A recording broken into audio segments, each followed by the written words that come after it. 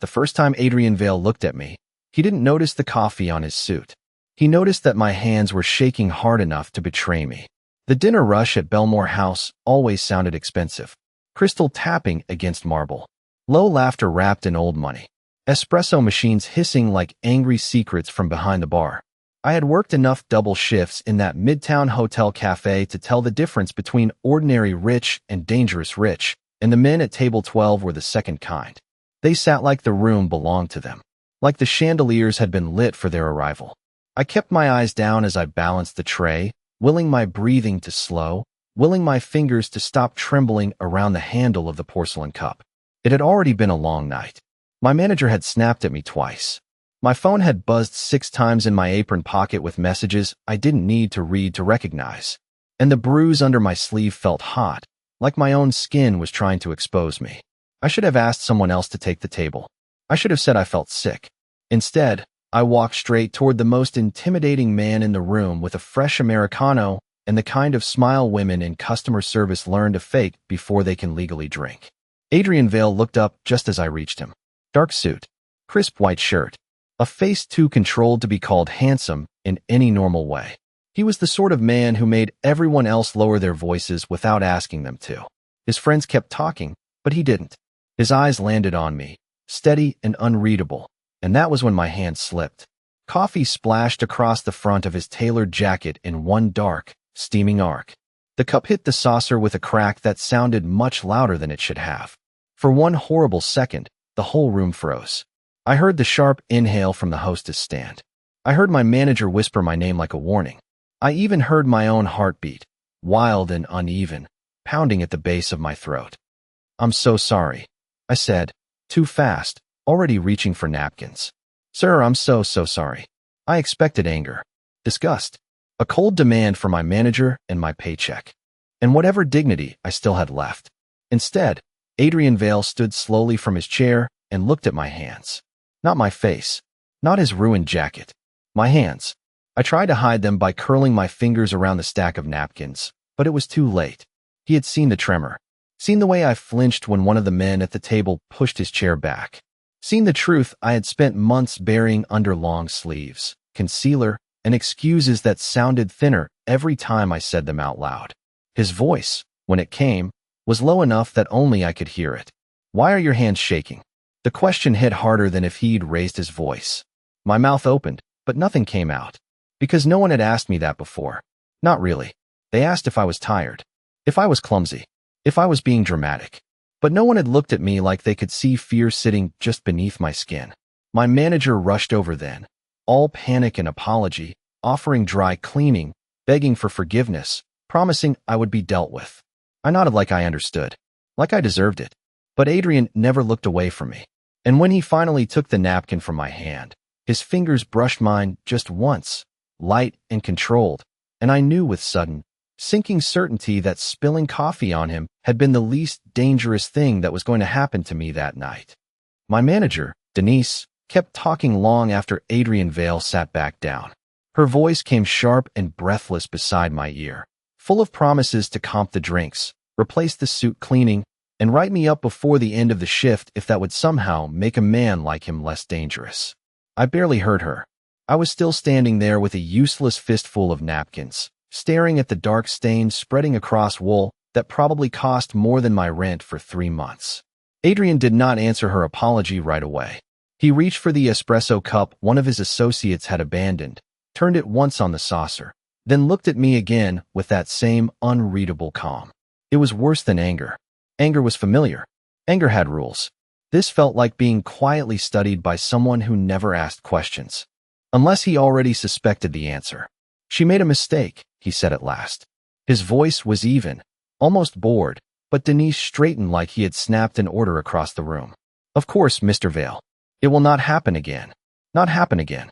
As if I were a broken machine, they could recalibrate in the back office.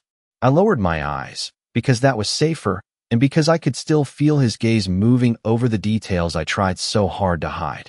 The sleeve tugged too low over my wrist. The way I kept shifting my weight, ready for impact that had not come. The phone vibrating against my hip for the 7th time. Denise heard that part too. Her eyes cut to my apron. "Claire, phones are not allowed on the floor." I know. I am sorry. Turn it off. I reached into the pocket with clumsy fingers, praying the screen would stay dark, but the glow lit my hand anyway. One message preview flashed before I could stop it. Answer me. Adrian saw it. I knew he did, because something in his expression changed. Not much. Just enough to make the air feel heavier between us. Denise grabbed my elbow and steered me away from the table with a smile stretched painfully across her face, the kind reserved for disasters that had not fully exploded yet. She marched me past the pastry case and through the swinging service door into the narrow hallway behind the kitchen. The second it shut behind us, her smile vanished. What is wrong with you tonight? She hissed. You spill coffee on the most important guest in the building and stand there like you forgot how to speak. I swallowed hard. I said I was sorry. Sorry does not cover Belmore House liability, Claire. That man rents the penthouse every time he is in the city. Do you understand what that means? Yes. It meant power. It meant the sort of money that bent ordinary people into more careful versions of themselves. I stared at the tile floor and nodded. Denise exhaled through her nose and rubbed her temple. Go to the restroom. Fix your face. Then come back and work the back section. No more VIP tables tonight. I should have felt relieved. Instead, dread settled lower in my stomach. Because I knew what I would find the second I checked my phone in private. I pushed through the staff corridor into the employee restroom and locked myself in the far stall before pulling the phone from my apron. 12 missed calls. 9 messages. The last one made my blood go cold in a way the coffee never had. I can see your location. Do not make me come get you. I pressed my lips together until the panic passed enough for me to breathe without shaking. Then there was a knock on the restroom door. Not loud, not impatient, just 2 measured taps, followed by a man speaking in a calm voice I recognized immediately. Claire, Adrian Vale said from the other side of the door. You do not have to tell me everything, but you do need to tell me if you are afraid to go home. For a second, I forgot how to move. The restroom felt too small for his voice, too bright, too quiet except for the unsteady sound of my own breathing. I stared at the message on my screen until the words blurred, my thumb hovering over the power button, like shutting the phone off could shut the rest of my life off with it. Another knock came, softer this time. Not demanding, patient. That somehow made it worse. Men who wanted something from me were usually loud about it. Adrian Vale sounded like he had all night. Claire, he said again, calm and low through painted metal and cheap hinges. I am not here to make this harder. But I do not think you should be alone right now. I swallowed against the tightness in my throat and unlocked the stall with fingers that still would not obey me. When I opened the door, he was standing just inside the restroom entrance as if the room had been built around him instead of the other way around. His jacket was gone, probably handed off to one of the men from his table, and the sleeves of his white shirt were buttoned neatly at the wrist. No stain, no sign of inconvenience. Only those dark, steady eyes taking me in with a level of focus that made lying feel pointless. You cannot be in here, I whispered, because it was easier than answering the real question. Probably not, he said. And yet here I am. I should have called security. I should have told him to leave me alone. Instead, I clutched my phone tighter and hated that he could see exactly how close I was to falling apart. It is nothing, I said, the same useless sentence I had been feeding everyone for months. A misunderstanding. His gaze dropped briefly to the screen in my hand, then back to my face. People who are safe do not look like that over a misunderstanding. Something sharp rose in my chest then. Embarrassment. Fear. Anger at him for noticing when noticing had become the one thing I could not survive tonight. You do not know me. No, he said. But I know fear when I see it. The words landed too cleanly. No pity. No false softness. Just truth spoken by a man who probably dealt in it the way others dealt in cash. I looked away first. The mirror over the sink caught my reflection in pieces. Pale face, tired eyes, hair slipping from the knot I had twisted it into at 4 that afternoon. 26 years old and already looking like someone who apologized for taking up space. He is not always like this, I heard myself say, and the second the words left my mouth, shame burned through me because they sounded exactly like every excuse I promised myself I would never make again. Adrian did not react the way Denise would have or my mother used to on the phone before she stopped asking questions and started telling me to pray about it. He did not offer a speech. He did not tell me to leave. as if leaving were a single clean choice instead of 100 dangerous little ones. He only asked, "Does he know where you work?" I laughed once, quietly, without humor. "He knows everything." His jaw shifted, just enough to show he understood more than I wanted him to. "Then you are not going home alone. You cannot decide that." "You are right," he said. "You can."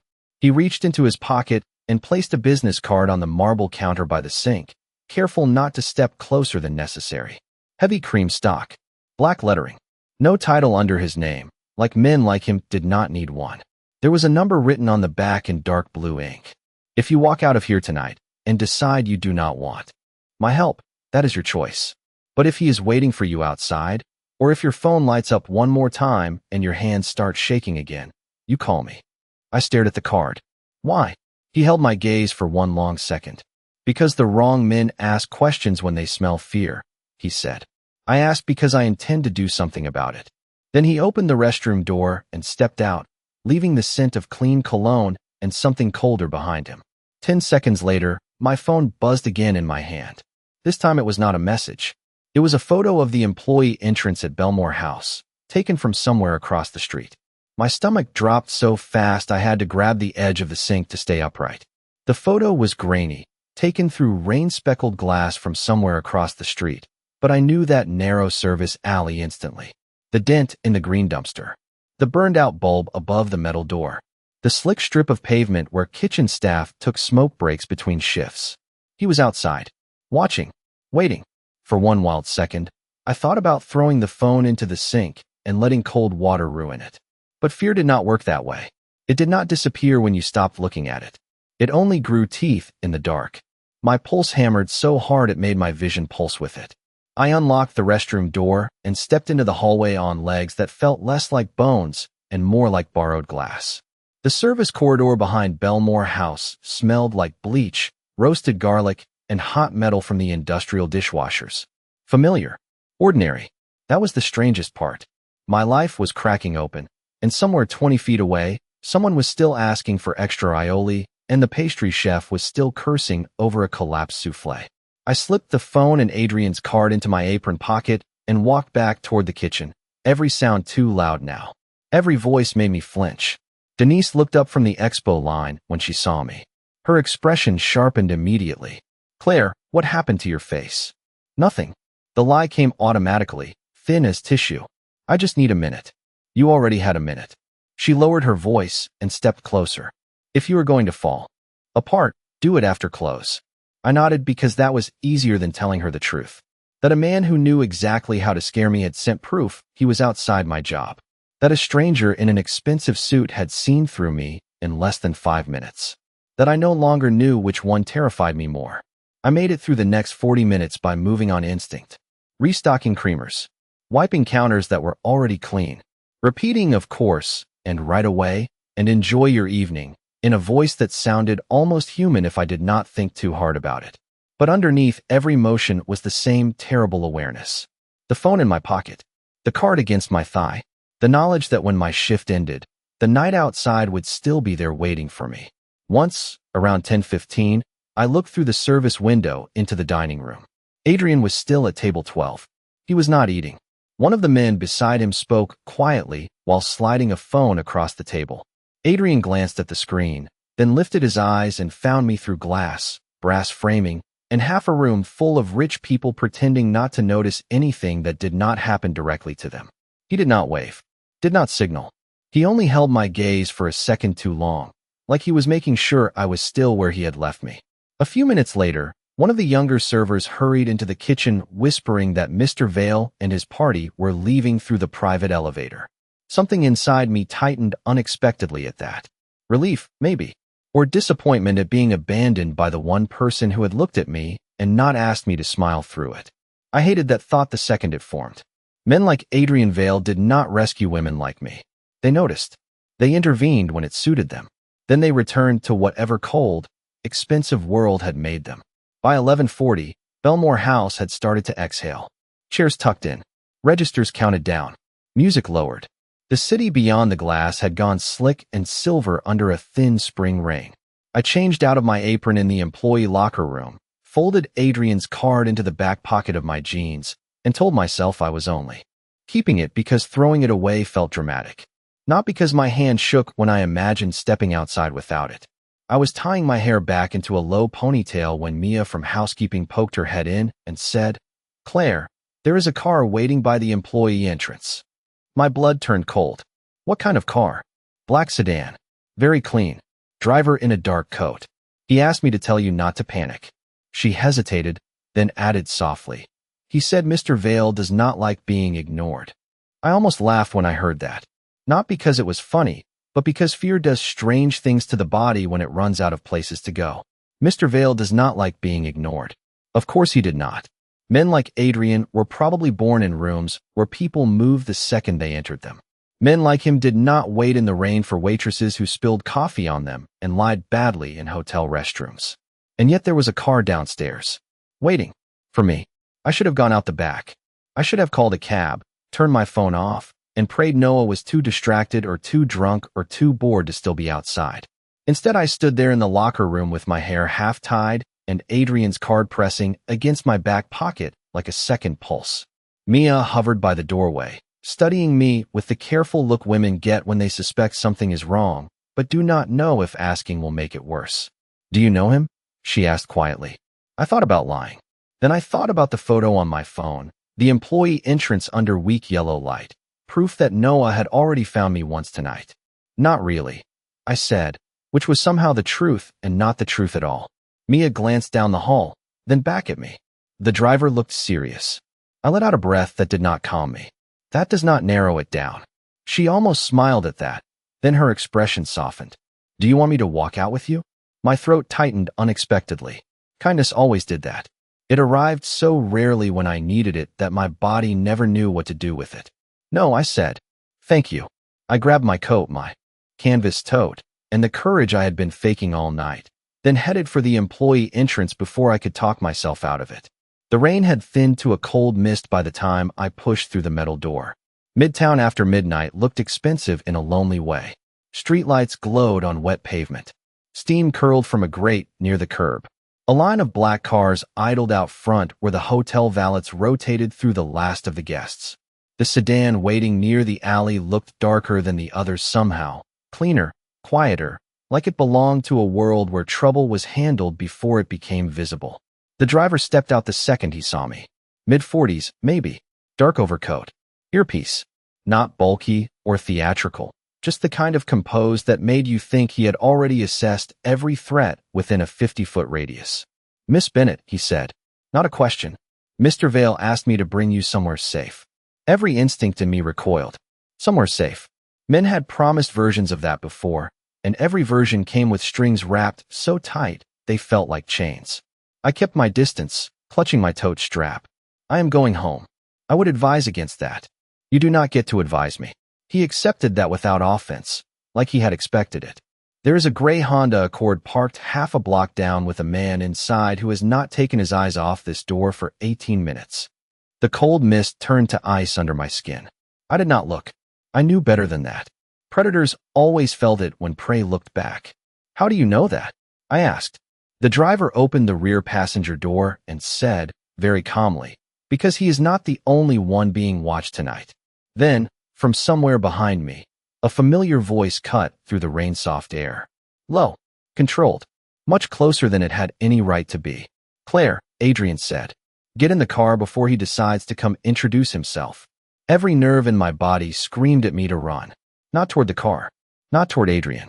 Just run. Down the alley. Into the wet Manhattan dark. Into whatever version of freedom still existed for women who had spent too long confusing survival with choice. But fear had a way of making the world smaller. Narrower. By that point, my options had already been reduced to 2 men and a black sedan. I turned slowly. Adrian stood a few feet behind me beneath the weak spill of light from the employee entrance, bareheaded in the drizzle like the rain had made the mistake of touching him instead of the other way around. He had put his suit jacket back on sometime after dinner, or maybe someone had brought him another one. On him, it was impossible to tell the difference. Dark wool, clean lines, not a single thing out of place. The only sign that this night had moved him at all was in his eyes. They were harder now, focused past me, beyond me, down the block where the gray Honda waited like a bad memory that had learned how to park. I can handle it, I said, and even to my own ears it sounded weak. Adrian's gaze shifted to me for one brief second. No, he said quietly. You have been handling it. That is the problem. The words landed somewhere deep, somewhere raw. Before I could answer, headlights swept across the alley mouth. A car turned the corner too slowly, then stopped at the curb. Not the sedan. Not one of the valets. My breath caught so sharply it hurt. The gray Honda. The driver's door opened. Noah stepped out into the mist with his hood pulled up and his hands shoved into the pockets of his jacket, like he had every right in the world to be there. He looked ordinary from a distance. That was always the trick with men like him. No horns. No warning label. Just a familiar face and a voice that learned exactly where your weak spots lived. Claire, he called, loud enough to carry but not loud enough to make a scene. Not yet. Baby, what are you doing? I froze. The old instinct hit first. Smooth it over. Calm him down. Make this smaller than it was. Adrian moved before I could. Not toward Noah. Toward me. One step. Just enough to block the direct line between us. He did not touch me. Did not crowd me. He only stood there like a wall someone had forgotten to build until tonight. Get in the car, he said without taking his eyes off Noah. I am not leaving with him. Noah's voice sharpened. Who the hell is that? My pulse thudded in my throat. The driver by the sedan had already shifted his stance, one hand on the open rear door, the other near his coat. Nothing dramatic. Just readiness. Adrian still did not raise his voice. The last time I asked nicely, Claire, get in the car. Noah took a few steps closer, forcing a laugh that did not sound real even from 30 feet away. Come on, babe. You are really going to let some rich guy play hero? We are going home. Home. That word nearly undid me. Because home was a fourth-floor walk-up in Queens with chipped tile in the kitchen and one loose cabinet door and a lamp by the couch I had bought at Target on clearance. Home should have been soft. Familiar. Instead, when Noah said it, all I could think about was locked tension in small rooms and the sound of my own voice shrinking to keep the peace. Adrian must have seen something change in my face because his tone shifted too. Less command. More certainty. You do not have to go anywhere you are afraid to return to. Noah stopped smiling. Even from that distance, I felt the change in him. The brittle edge. The part of him that hated losing, especially in public, especially to another man. Claire, he said, and now my name sounded like a warning. Do not embarrass me. That did it. Not because it was the worst thing he had ever said to me, but because it was so familiar, so tired, so small. My whole body had been bending around his moods for almost a year, and suddenly, standing in cold mist with Adrian Vale between me and the life I kept calling manageable, I was tired of shrinking. I took one step back, then another, toward the open sedan door. Noah saw it and started forward fast, but he never made it past the curb. Two men I had not even noticed until that second appeared out of the rain at the edge of the block, both in dark coats, both silent, both enough to make Noah stop where he was. Adrian finally looked at me fully then, his expression unreadable except for one thing. He had never doubted what I would choose. Good, he said softly as I slid into the back seat with shaking hands. Then, he closed the door between me and Noah, and for the first time all night, the sound felt almost like safety. The city blurred past my window in streaks of white and amber, all of Manhattan reflected in rain and motion, but I kept my eyes on my own hands folded too tightly in my lap. They were still shaking, not as badly as before, but enough that I pressed them together until my knuckles ached, like pain in one place could quiet fear everywhere else. The inside of the sedan smelled like leather, clean rain, and something faintly smoky I could not name. Expensive. Controlled. The kind of car where nothing rattled, nothing squeaked, nothing betrayed weakness. Adrian got in on the other side a few seconds later, and the whole vehicle seemed to change shape around him. Not because he moved much. He did not. He simply sat with the same contained stillness he carried everywhere, one hand resting near his knee, eyes forward as the driver pulled away from the curb. No one spoke for the first full minute. I could still see Noah in flashes through the rear window, smaller now, standing under the streetlight with his hood damp and his face turned toward a car he could not follow. I should have felt guilty. That was the old pattern. Noah upset, me apologizing. Noah cornered, me softening the edges so he could still call himself misunderstood by morning. But guilt never came. Only exhaustion. And beneath it, something almost unfamiliar. Relief. Adrian noticed everything. I knew that much by then. The way my breathing changed. The way my shoulders dropped 1 inch at a time, with every block between us and Belmore House. He waited until we were several avenues away before he said, "He will not follow us tonight." I let out a laugh that sounded fragile even to me. "You say that like you know him." Adrian turned his head then, studying me in the dim light from the passing street lamps. "I know men who believe fear is a form of loyalty." I looked away first. Outside, Midtown gave way to a quieter stretch of the city, darker storefronts, fewer taxis, less glitter. "Where are we going?" "Somewhere he cannot reach you before morning." That is not an answer. It is the one that matters right now. I should have argued. I almost did, but the truth was, I did not have a better plan. My apartment was not safe. My sister lived in Connecticut with 2 toddlers and a husband who already hated how often I said everything was fine when it clearly was not. My best friend from college was in Seattle. My life in New York had become painfully small over the past year. Work, home, excuses, repeat. Adrian seemed to understand that without me admitting it. "You do not have to tell me anything tonight," he said. "But tomorrow, if you want this handled properly, I will need facts instead of apologies." I turned that over in my head. Properly. The word should have sounded reassuring. Coming from him, it sounded inevitable. "Why are you doing this?" I asked quietly. He did not answer right away. The driver turned onto a bridge approach, and city lights opened around us in glittering layers, glass towers behind us, dark water below. Adrian watched the skyline for a moment before speaking. "Because men like him depend on silence. And because you are too used to being the one who pays for other people's damage." The words hit with painful accuracy. I stared at him, really stared this time, and found something I had missed before beneath the restraint and the tailored edges and the dangerous calm. Anger. Not wild anger. Not sloppy, loud anger. Something colder. More disciplined. The kind that waited. "You do not know anything about me," I said, but there was no heat in it. Adrian's mouth curved very slightly, not into a smile, more like recognition. "No," he said, "but I know enough to see that he has been training you to mistake control for concern." I felt that one everywhere. In my ribs. In my throat. In the memory of Noah asking for my location because he worried.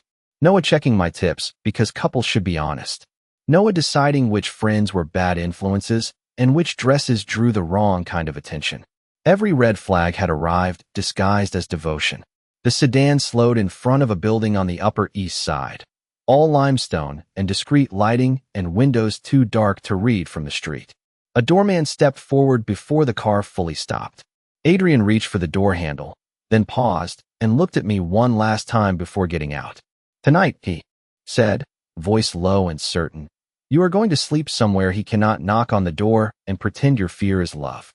Then he stepped into the rain, and for reasons I could not yet explain, I believed him. I did not realize how exhausted I was until the apartment door closed behind me and silence hit like a wave. Not hotel silence with elevators humming and glasses clinking somewhere below. Real silence. Thick carpet under my shoes. Soft lamplight instead of fluorescent glare. Windows that looked out over the East River like the city had been instructed to stay at a respectful distance. I stood just inside the entryway holding my tote and my coat, too tired to be impressed and too uneasy to relax. The apartment was beautiful in the quiet way rich people preferred. Cream walls. Dark wood. Furniture that looked chosen instead of purchased in a rush. No personal photographs anywhere. No clutter. No visible life except for a bowl of green apples on the kitchen island and a cashmere throw folded over the back of a pale gray sofa. It did not feel like a home. It felt like a place designed for control. Adrian handed me a glass of water before I could ask for anything. "Guest room is down the hall on the left," he said. "There are clothes in the dresser. New. You can leave in the morning if you still want to." I took the glass because my hands needed something steady to hold. "Do you keep emergency clothes for strange women often?" His expression did not change, but something in his eyes almost warmed. "No, but I have sisters. I know what panic looks like after midnight." That caught me off guard. Adrian Vale with sisters. Adrian Vale with enough ordinary human history to think ahead about clean clothes and bottled water and the fact that some women shut down when they do not know where the spare toothbrush is. I did not know what to do with that version of him, so I looked away and took a sip. Cold water. Clean glass. My whole body reacting to basic care like it was suspicious. He noticed that too, of course. The door locks from the inside, he said. No one will come in without your permission. I nodded once, though the tightness in my chest remained. And you? The question slipped out before I could soften it. Adrian leaned one shoulder against the edge of the kitchen island. Rain-dark hair still damp at the temples, tie loosened now like he had finally allowed the night to touch him. I will be in my office for another hour. Then I will leave. Leave? This is one of several apartments I use when I need privacy. Tonight you need it more than I do. I stared at him. You are giving up your own place for someone you met 6 hours ago. I am giving you a locked door and 8 hours without fear, he said. Do not romanticize it. The words should have embarrassed me. Instead, they steadied something. Because he was right. Nothing about this was soft. Nothing about Adrian felt safe in the normal sense of the word. He felt dangerous in a precise, expensive, impossible to ignore way. But danger aimed away from you did not feel the same as danger aimed at you. And tonight, for reasons I still did not understand, he had made himself a shield. I set my glass down carefully on the island. Noah will not stop. Adrian's face changed at the name. Not much. Just a stillness so complete it made the room colder. Then he will learn. I should have asked what that meant. I knew better than to ask questions when the answers might come dressed in power I could not control. Instead, I looked toward the hallway and said, I have work at 4 tomorrow. Not tomorrow, you do not. I cannot just not show up. You can. I already spoke to Belmore House. My head snapped back toward him. You what? You are off for the next 48 hours. Paid. I felt heat rise fast and sharp beneath my skin. You had no right. Probably not. His tone remained infuriatingly calm. But rights stop mattering when someone is waiting outside your workplace with your location on his phone. We stared at each other across marble and lamplight and all the strange, dangerous space that had opened between us. He did not back down. Neither did I, not fully. But the anger drained first from me because anger takes energy and I had spent all mine surviving. I do not need saving, I whispered. Adrian's answer came just as quietly. No, you need rest. The saving part comes after. You decide whether you want it. I stood there for one more second, too aware of him, of myself, of the fact that no one had ever offered me help without attaching guilt to it. Then I picked up my tote and walked toward the guest room before my composure gave out completely. At the door, I stopped and looked back. Adrian had not moved. One hand rested on the countertop. His gaze stayed on me, not possessive, not soft, just certain. Like the worst part of the night had ended the moment I crossed his threshold. Claire, he said, and my name sounded different in his mouth now. Less like a question, more like a promise. No one is allowed to frighten you here. For the first time in almost a year, I believed the room around me more than the fear inside me. And that was the moment I understood the most dangerous thing about Adrian Vale was not his money or his power or the men who answered to him without blinking. It was the way he made safety sound like something I had every right to expect. I slept for 4 hours and woke up like someone surfacing from underwater. Not rested, just less afraid.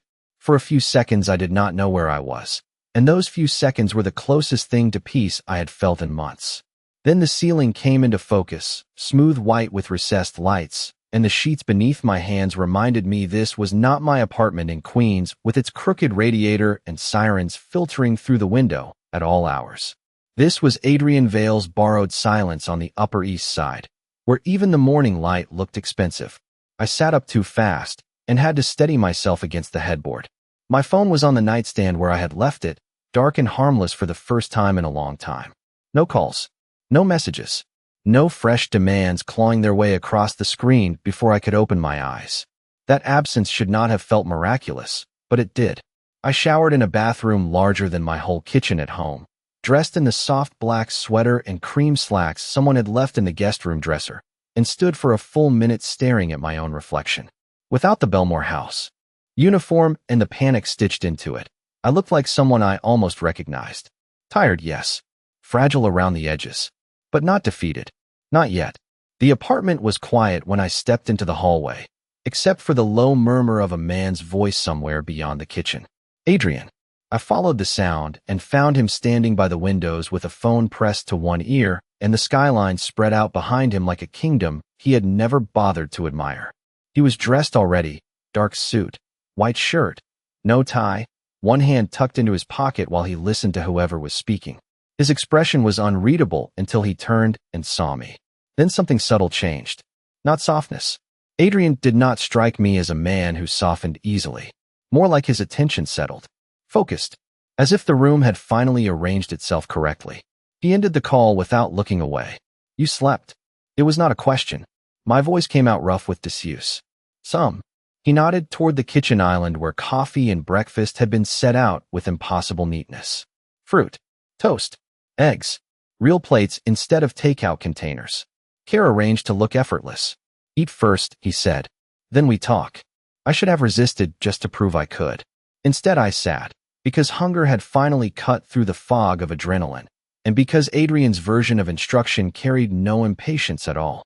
He poured coffee into a white porcelain cup and set it in front of me. The irony was not lost on either of us. I looked at the cup, then up at him. Very funny. For the first time since I had met him, the corner of his mouth lifted. Small. Brief. Real enough to change his whole face. I considered tea, he said, then decided honesty would be more useful between us. The warmth of the coffee seeped into my hands. This time they did not shake. Adrian noticed that too, of course. He noticed everything. He leaned one shoulder against the island across from me and said, I had someone pull records on Noah Mercer. Hearing Noah's full name in Adrian's voice made my stomach tighten. Not from fear exactly. From the strange sensation of my private disaster becoming visible in daylight. You had someone investigate him overnight? Yes. That is not normal. Neither is a man. Tracking your location and waiting outside your workplace. I could not argue with that. So I took a sip of coffee and braced myself. Adrian's gaze stayed on mine, steady enough to keep me from drifting. He has prior complaints, he said. Nothing that led to charges. Intimidation. Property damage. Repeated harassment after breakups. He counts on the women involved being too exhausted to push. I stared down into the dark surface of my coffee. It should have shocked me. Instead, it only made the past year rearrange itself into something uglier and more obvious. All those apologies. All those stories about bad exes who were crazy or vindictive or unable to appreciate how loyal he had been. He had handed me his own warning label, and I had called it vulnerability. Adrian's voice lowered. Claire, has he ever had access to your bank accounts? I looked up sharply. What? Answer me. No, not directly. His expression hardened by half a degree. Not directly means yes in every way that matters. My throat tightened. He knows my passwords to 2 things. Maybe 3. I changed one last month. Adrian held my gaze for a second, and there it was again, that cold, disciplined anger I had seen in the car. Not reckless. Not loud. Just absolute. All right, he said. Then here is what happens next. My attorney is going to help you document everything. My security team is going to retrieve your essentials from the apartment while he is nowhere near it. Your accounts, your phone, your access points, all of it gets locked down today. The words came one after another, precise as falling steel. A plan. Not sympathy. Not empty reassurance. A plan. I should have been terrified by how quickly he could rearrange a life that had taken me years to keep barely standing. Instead, something inside me, something bone deep and exhausted, began to loosen. And if I say no? I asked quietly. Adrian came around the island then, not too close, just close enough that I had to tilt my head slightly to keep looking at him. Morning light caught the darker blue in his eyes I had not noticed last night. Then I still make sure he cannot corner you again, he said. The rest is yours to choose. We stood there in that strange, beautiful kitchen with the city glittering beyond the glass. And the smell of coffee between us, and I understood something all at once. Adrian was dangerous, yes. Powerful in ways that made ordinary people step aside without knowing why. But Noah had spent a year making me smaller. Adrian, for all his darkness, was doing the opposite. He was handing my life back in pieces and expecting me to hold it. I set the cup down carefully.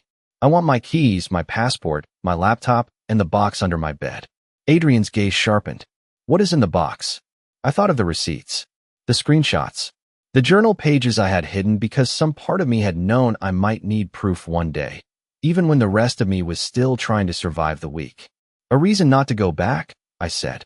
And when Adrian nodded once like that answer was enough, I realized the trembling girl from Belmore House had not vanished overnight. But she had done one extraordinary thing. She had stepped into a black sedan instead of a familiar nightmare. Sometimes that is how a life changes. Not with courage that feels grand, just with one terrified choice made at exactly the right time.